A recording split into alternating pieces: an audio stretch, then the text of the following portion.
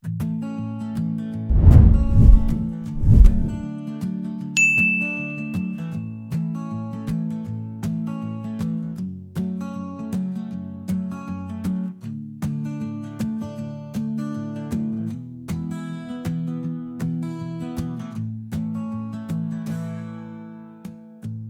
hello again, folks. Thank you for joining us this morning for the next version of Chamber Chatter.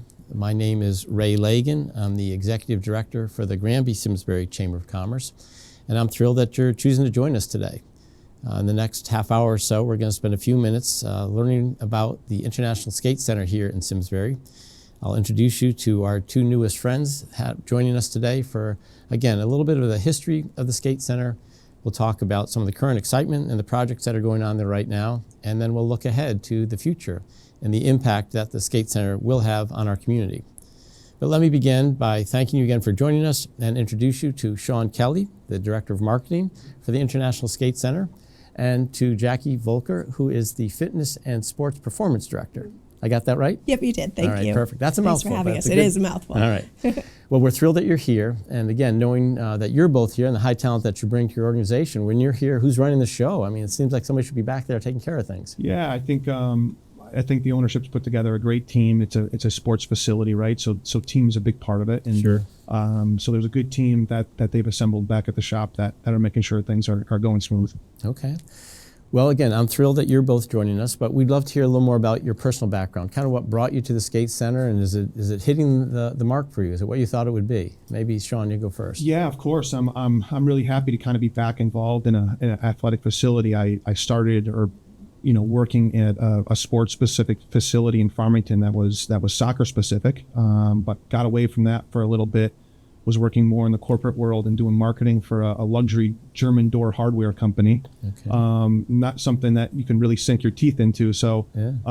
I started doing some freelance work for the skating center, helping them with rebranding because of the new ownership, logos, just the overall look and feel of the facility. And that evolved into more of a possibility where I could move there full time, which was presented to me. And I'm really happy that it's kind of brought me back.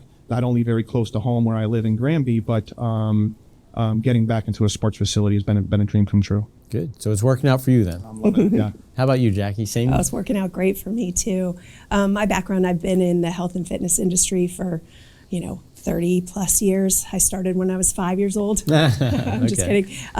But yeah, I've been in this industry for a long time, and to join the skating center has been wonderful. COVID did kind of a really hard thing to the fitness industry. It kind of decimated a lot of fitness facilities and gyms in the area. So coming off of COVID, Kelly Beckinsale, I had been running a cancer survivorship program for several years, and her mom was such a valued and wonderful participant in that program. So we got to be close over the years. And then after COVID had kind of wrapped up, she had purchased the rink and brought me in and asked a couple questions. Should we do a fitness facility? What can we do? And I'm just so fortunate to be part of the team. It's just been very empowering. And like Sean said, it's just such a great team of people to work with. Wow. Well, you guys, your enthusiasm is contagious. Well done. Kelly's put together a good team, and you guys are fitting right in there well, so that's good. Maybe take us back down memory lane just a little bit, because the Skate Center now has been involved here in Simsbury for decades. Can you tell us a little bit about it, and then the history and some of the things that you feel that they've contributed to Simsbury? Yeah, great. I think it's a perfect time to have this conversation because the facility was opened in 1994, which makes this our 30th year anniversary, if you will. Mm-hmm. So it's a perfect time to kind of look back a little bit. But the facility was built kind of on the heels of excitement around figure skating. Was built as truly an international or Olympic level training facility for Olympic figure skaters. Okay. And kind of what made it different than just a typical rink was there were amenities put in place to allow the skaters to work on off ice and on ice. There was the workout area space, or specifically the ballet room in the back of the facility, where the skaters can go in there and work on their choreography or off ice training. And the world took notice. It was home to a lot of Olympians originally, who saw great success on the international stage. And figure skating was a huge part of the community and really, really popular. That's kind of fallen off a little bit as far as figure skating is concerned. And then it was also a big part, obviously, of the local hockey community, with both in mind, kind of moving forward. The facility had kind of, over the last 30 years, changed hands a little bit, changed ownership, and kind of fell off a little bit. And then the new ownership moved in 3 years ago, actually last month, I believe, purchased the facility and have put a lot of work and investment back into bringing it back to what it was as a kind of a jewel of the Farmington Valley, if you will. Yeah. So a lot of effort to do that. Huge investment from them, millions of dollars into the infrastructure. Yeah. There's a lot of improvements that people can see. There's a lot of improvements that people can't see behind the scenes a little bit. I think one of the first focuses was the ice surface itself. I mean, it is an ice hockey rink, so really, really important to bring the ice back up to that level. So they brought in a great staff to oversee the ice itself, and the equipment needed to make sure and maintain the ice surface. In addition to that, there was the overall structure to the facility. So a lot of things, like I said before, that people can see: new lights, new sound system, new flooring, cleanliness, new fresh coat of paint, but a lot of things that people can't see as well. So whether that's new heating for the locker rooms, hot water, so when the players are taking showers after the game, they get a proper hot shower. There's new dehumidifier units installed into both rinks. Yeah. People can't necessarily see that happening. New radiant heating over the bleachers, but a lot of things invested into the facility. Yeah. The cafe was redone. The bar area is brand new. We'll talk about the fitness center, I'm sure, at some point, and Sure. That was added as well. So I think people have taken notice. There's a lot of people that have come back to the facility and seen it for the first time in a couple of years, and I love seeing the stories of people coming in with a huge smile on their face, going, "Wow, this is impressive." The turnaround. So it's been great. Well, no question, there is a turnaround. No question, there's a buzz, if you will, around town about what's happening and the footprint that you guys have created there at the skate center. And as you say, 30 years now, there's a history and there's enough good feeling. You guys have reputation and legacies, and you're building on it, and you're making it just better all the time. So that's really encouraging. But you are in a very competitive space. I mean, the fitness market, if you will, here in the Farmington Valley is huge, and there's a lot you need to do and are doing to separate yourselves from that. Maybe one of you, both you, could take a minute and tell us about your secret sauce. Why is it that people are going to choose to visit the International Skate Center?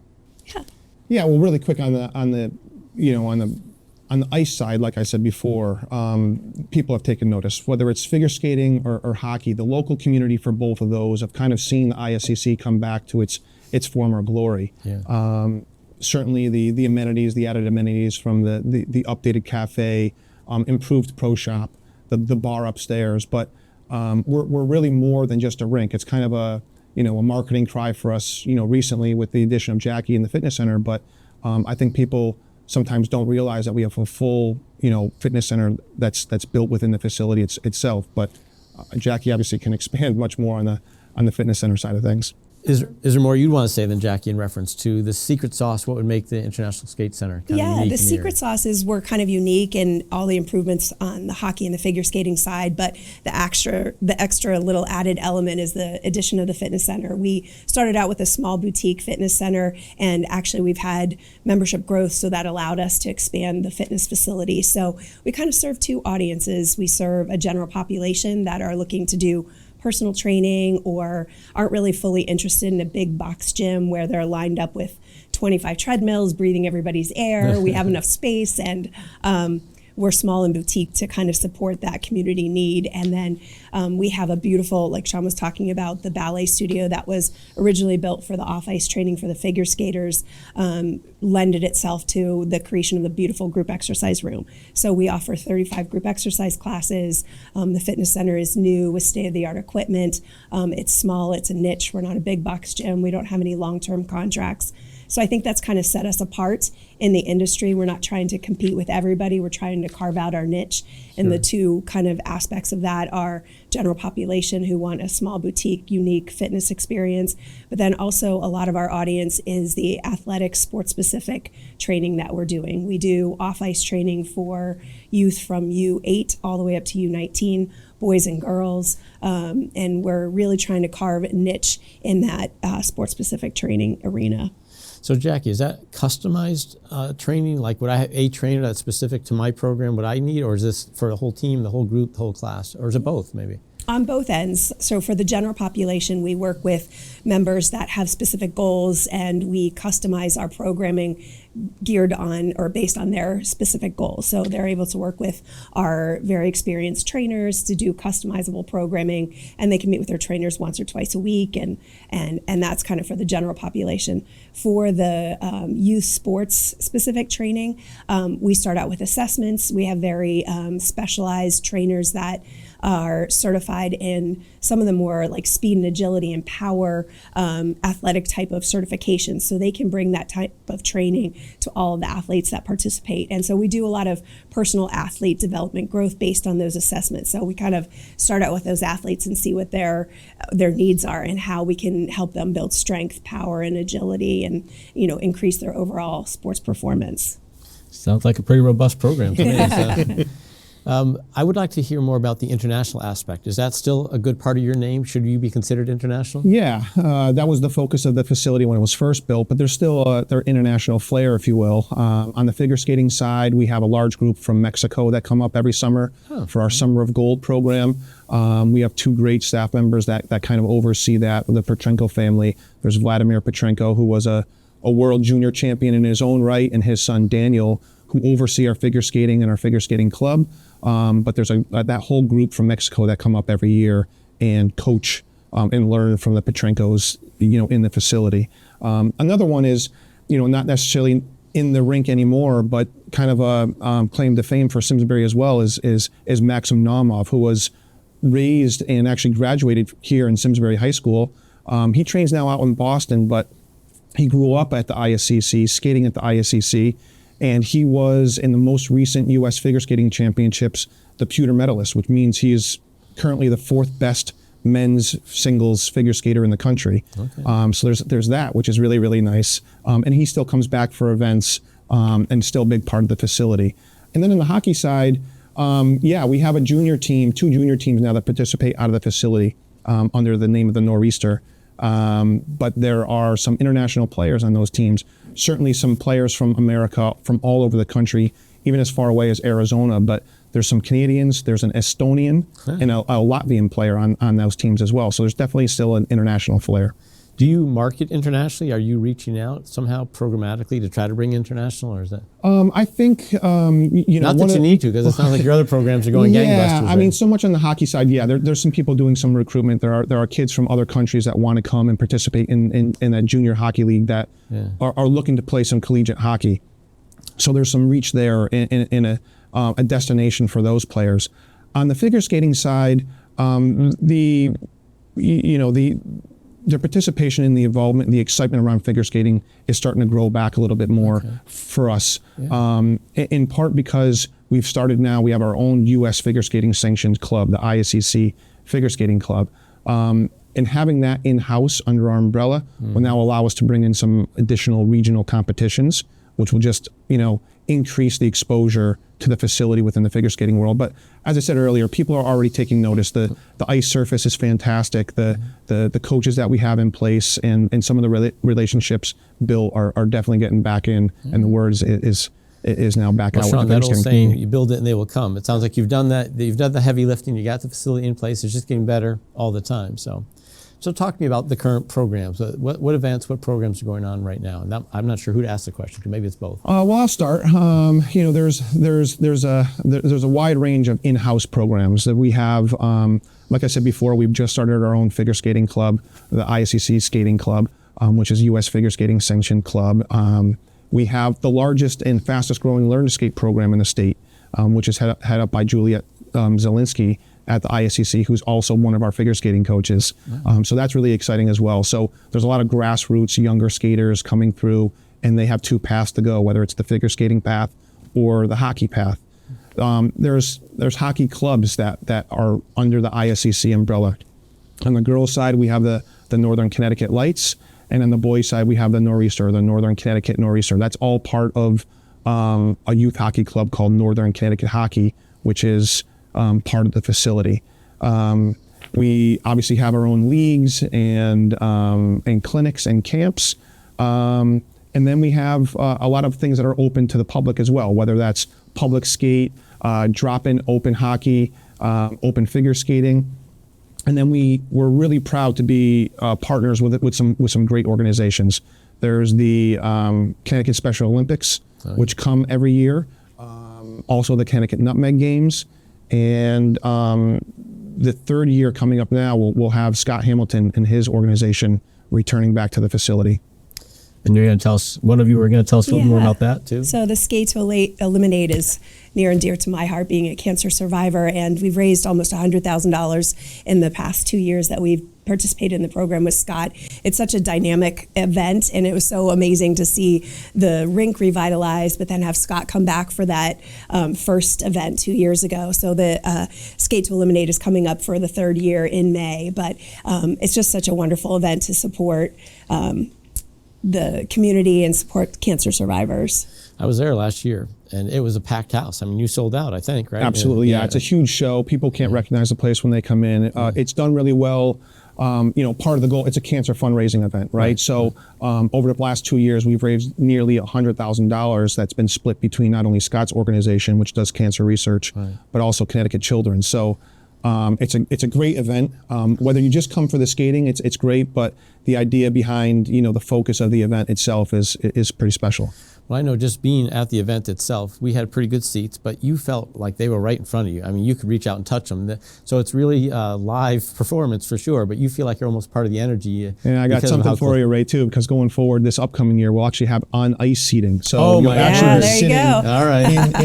in the action itself. Sign me up. You Will be in the action. Be able to actually reach out and touch some of the skaters. But it's special. And some nights the facility can kind of take on a different life. You mentioned the Skate to Eliminate cancer event, but we also have 11 high school teams which play there. So there could be some nights where one side of the rink has 800 plus people watching Simsbury High School, and on the other side of the facility there's another high school game going on with one of our other residents, and there could be another 500, 600 people on that side as well. So there could be some really interesting nights there. Well, it's an active place. I know I've been there numerous times, and there's no parking left because it's so active. There's so many good things going on. But that's also, again, the vision of your owners and the direction. So give me a glimpse of the future. Where are you headed? What's coming up next? Yeah, I'll start. So the current facility itself, like I said before, we have 2 ice surfaces. So there's an Olympic-size rink, or an Olympic-size sheet of ice, and there's an NHL-size sheet of ice. The facility obviously we have our own cafe, the Skaters Cafe, which is on the first floor adjacent to the lobby. On the second floor, we have Legends Hall, which is a bar, very new and going through some renovations right now, getting bigger and better. The fitness center that Jackie oversees is upstairs within the interior corridor of the building. We have a pro shop, and that is all encompassed within the current footprint in the facility, which is a little over 76,000 square feet. But yeah, if you were driving by the facility recently, or people that have been there in the last couple of months, they've seen the erection of the addition that's going on to the facility, which is a little over 25,000 square feet of new space. We'll have 2 more ice surfaces. There'll be half rinks. We'll have additional locker rooms. We'll have additional amenities for our junior hockey team. And then the complete expansion of the fitness center, which will be the sports performance area, which Jackie will be adding to her programming there. So really important next step for us is the expansion and overall expansion of the facility. Can you speak, Jackie, a little bit more about how that fitness center will expand or what impact that will have? So to kind of get back to our twofold, so we serve the general population with ISCC Fitness Center, but this sports performance facility on top of the mini rinks will be a separate entity, and it'll serve primarily the athletes all the way, that U18 or U8 all the way up to U19, and including our junior teams. So we're going to have state-of-the-art, high-tech, athletic performance-based equipment and turf and recovery areas and things like that are all geared towards the athletic performance aspect. So it'll kind of separate the rink a little bit. So the fitness center members will be in the current facility, and then all the athletes will go to the new sports performance facility. It's going to be great. It's going to be dynamic and just give us so much more space. How will the community view something like this? What are you hoping for their reaction to be? Oh, I hope they'll love it. I think, I think that athletes are so excited. Our junior teams that are there can't wait, just to have, like Sean said, it's our 30th anniversary, so we're kind of landlocked into the current structure, and the owners did an amazing job renovating within the current footprint of what we did when we've opened up in the past 3 years. But this gives us the opportunity to really design and lay out the space that we want to. So I think the athletes are excited. I think the regular members for our fitness center will be excited to have a little less youth training going on at night, and have a little bit more space. So I think everybody's really excited for this opportunity. Yeah, people come in and they're, I said before, one of the highlights of my day is people seeing the smile on people's faces. We have that rendering at the front desk right now. Yeah. And kind of how I explain it to people is almost like a college campus environment where there's the rec center of the fitness center where it currently is right now, which we have, where people can go in there. Our members can go in there and hop on a treadmill or use their free weights or take group exercise classes. But the sports performance area will really be kind of a next step where that would be more like on that college campus where the student athletes, the varsity athletes are training, more sports specific training, explosive movement equipment and things along those lines. But then the two half rinks will allow us to move a lot of our instructional programming over to the half rinks and allow us the freedom to maintain scheduling on the two full sheets of ice for programs and groups that need that space. So it's going to be fantastic for not only for the fitness community and the members that we have at the facility, but also the skating and hockey community as well. Is it pretty tough for someone to reserve skate ice time right now if a new team wanted to get involved? I mean, are you pretty booked up? One thing we're not struggling with is filling or scheduling the ice time, okay. Which is the basis for the expansion, right? If we had open schedule for ice and the current space that we have, there'd be no need to build 2 more ice surfaces. So yeah, we're unfortunately turning people away. Where our open ice to the public and public skate and drop-in hockey times dwindle, especially during this time of the year when high school hockey season and club hockey season is in full swing. These 2 half rinks will alleviate a lot of that strain and allow us to open things back up to more members. So there was a time when if a family in town wanted to have a birthday party at the skate center, they could do that. It doesn't sound like that's an option right now. It sounds like you're pretty booked up. And they still can. So there are some options where they can come to a public skate. We still have the cafe where people can come and have a small birthday party there. Okay. The hope is moving forward that we'll have a party room. So we'll be able to do more and more of those things when the facility is expanded in late spring. Well, a dovetail question to that is like how the community can be a part of this with you. There was a time when I know you were kind of selling community space around the rink. Is that still available, or how does that marketing work? Yeah, that's a big part of it, right? The expansion is an expensive proposition. It takes a lot of money and investment, and thank God we've got some great owners. One of the reasons why the facility is getting the attention it deserves is because it is owned locally. There's 3 Simsbury families who are pouring money into the facility, making it better for everybody, versus some of the other hockey rinks or skating rinks that you see in the state and beyond, who are being gobbled up by a national organization. Our facility is getting the attention it deserves. So it is very expensive. So one of the things that we would love to have is more corporate partners to come in and help us kind of push and move these programs forward. It's kind of a win-win for them as well, because we're bringing in the last 3 years, our growth has been really steady and impressive. 3 years ago, we anticipated or estimated 320,000 people came through the facility. 2 years ago, it was just over 500,000 at 500,000. And this year, anticipating, or in 2024, a little over 600,000 people.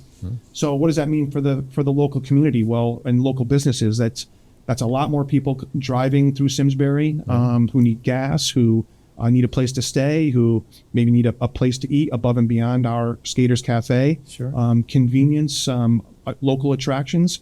So yeah, we have the ability for local businesses to come in and purchase signage in the facility and be above and beyond just someone who purchases signage, but to be a real corporate partner where we help them promote their services to the 600,000 people coming through our doors every year. That's a good number. That's a good reach. And we have programs starting as little as just $500 for the entire year, which includes the cost of production of the sign and installation. So it's really an easy no-brainer way to get involved in the facility, but also promote their businesses to that 600,000 people coming through every year. Well, you guys have a great story to tell. I'm not sure I'm asking all the right questions. What should I have asked that I didn't? Jackie, what else would you want to tell us? Yeah, I think the biggest thing is the perception from the fitness standpoint. A lot of people don't know we're there. They think that we're just a facility just for skaters. And our goal is to kind of dispel those myths. We're open for everybody, not just athletes, not just skaters.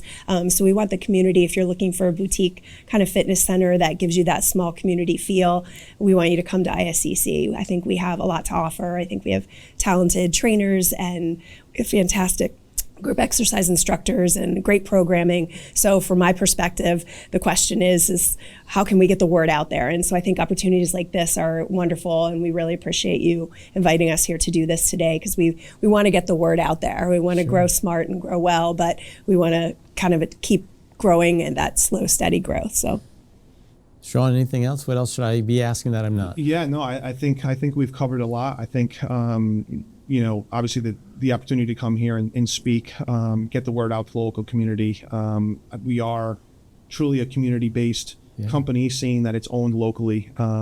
Being a part of the community is a huge aspect for us. So really appreciate the time and the opportunity to come here and talk to you and your viewers, obviously, about what we're doing.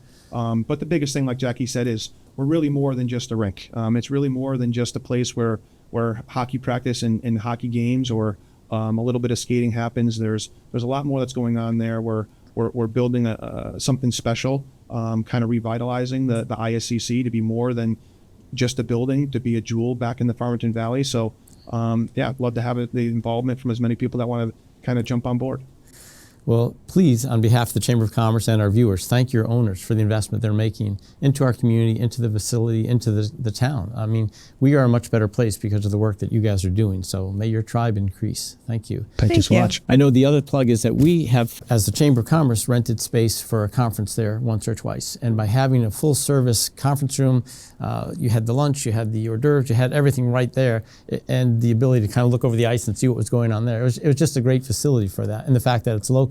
And I think we had close to 100 people, so I forgot what the exact seating capacity is there. But for our folks who don't know, that's another venue that can be made available, with appointments and all that. So. Yeah, for sure. Absolutely. Not only for a special event upstairs in Legends Hall, but if there was an event, be it a hockey game or something along those lines, which they wanted to bring their group upstairs. It's not just a facility where there's solid walls and nothing to look at, or just a TV up in the wall. We've got a great built-in exposure to what's going on in the rink. So like built-in entertainment system. It's perfect. Beautiful. So there are some people actually that still do that. Even some of the older people that will come in or have kids that come in and just want to watch some of the great figure skaters that train there on a daily basis, or watch the hockey practice, or you see little kids just get excited about the ice resurface or coming out on the rink and driving around. So it is a great place, and so much more than just the rink itself. Yeah, and we encourage everybody to come in and stop by, take a tour, come in, check out all the renovations, and check out everything that we've done in the past 2.5 years. I think people will be really impressed. Mm-hmm. All right. Well, I know I was, but all right, selfless plug here. I need. What can the Chamber of Commerce do? How's it been working with us? Is there anything else that we can or should be doing for you all? Yeah, I think just being a part of the community, right? It's a community-based facility. I know we've had a lot of success. The ability to talk with you and to talk with other members of the chamber has been a real advantage for us, getting to be and immerse ourselves within the community. Yeah, and we participate in Spectacular, and right. That was fun. We've done the Lollipop Graveyard. Right. That's been fun. Right. This year it's even bigger. We're just so in a little commercial. We're combining that Spectacular with the Performing Arts Center this year, and they're going to have their Brew Fest at the same time. So we're having a family event with all the candy giveaway and the bounce houses and all that, and the Brew Fest on the other side. So you talk about a one-stop shopping for a family. Yeah, the That's events are October great. You guys 18th. make it really easy with your email newsletter, with all the information and tools and options available to your members. It's great to be a part of it. We're certainly a proud member. Yes, we are. Well, thank you. We've got 6 new members already in January. Oh, that's Fantastic. great. Good for you. It's amazing. So, Yeah. well, good things are happening. Thank you for spending a little bit of time with us, informing us and the public, and may just the future be great for 2025. Fantastic. Thank Thanks you. so much. Thanks for again. having us. Bye-bye.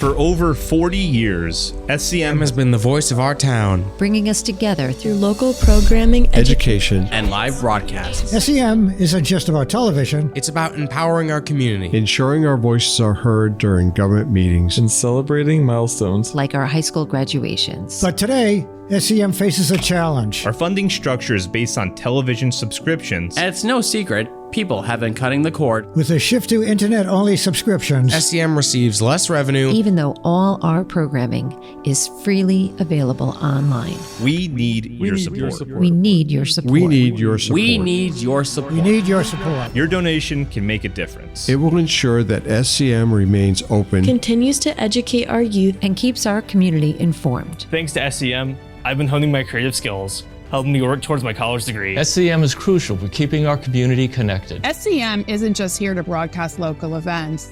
They're actually preserving Simsbury's history. Join us. Join us in preserving Simsbury's voice. Simsbury's voice. Together we can ensure that SCM continues to thrive for generations to come. Visit our website or scan the QR code on your screen to make your donation. Every contribution counts. Thank you for supporting Simsbury Community Media, where your town, your schools, and your government come together.